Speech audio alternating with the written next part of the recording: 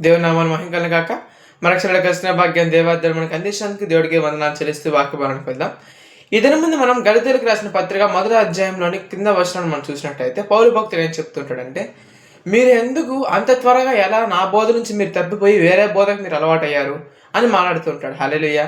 అంటే వేరే బోధ అంటే వేరే సేవకుడు చెప్పిన బోధనే కాదు, అర్థము దుర్బోధ అని. దానికి మనకి సమాజంలో కూడా చాలా ఎగ్జాంపుల్స్ కనబడుతున్నాయి. అదేమిటంటే, ఏ ఒక్క వ్యక్తి అయినా కూడా సరే బోధ అనేది వింటున్నప్పుడు ఎక్కువగా చెడుకే అట్రాక్ట్ అవుతుంటాడు. మానవుని నైజమే అది. ఇప్పుడు ఒక చిన్న పిల్లవాడికి ఒక పని చెప్పి ఆ పని చేయొద్దంటే అదే పని చేస్తాడు. అదేగా ఆదాము అవ్వ విషయంలో కూడా మనకి జరిగింది. ఆదాముని పండు తినద్దు అంటే పండు తిన్నాడు. అలాగే సౌలుని కూడా దహనబలి అర్పించవద్దు సమయాలు వచ్చేంత వరకు అంటే అతను దహనబలి అర్పించాడు. కాబట్టి ఇలాంటి పనులు మనం చేయకుండా ఉండాలి. అంటే చెప్పిన పని చేయొద్దని పని చేసే గుణం మానవునికి ఎక్కువగా ఉంటుంది. ఏదైతే వద్దంటామో దానికే ఇంకా ఎక్కువగా మానవుడు అట్రాక్ట్ అవుతుంటాడు. ఆ అట్రాక్షన్ మనం తగ్గించుకోవాలి. దాన్ని ఆశా నిగ్రహం అని అంటూ ఉంటాం. చెడు పనులు చేయకుండా మనం కానీ ఉండగలిగినట్లయితే దేవుడు ఎప్పుడు మనతోనే ఉంటాడు, మనకు కావాల్సిన మనం అందిస్తాడు.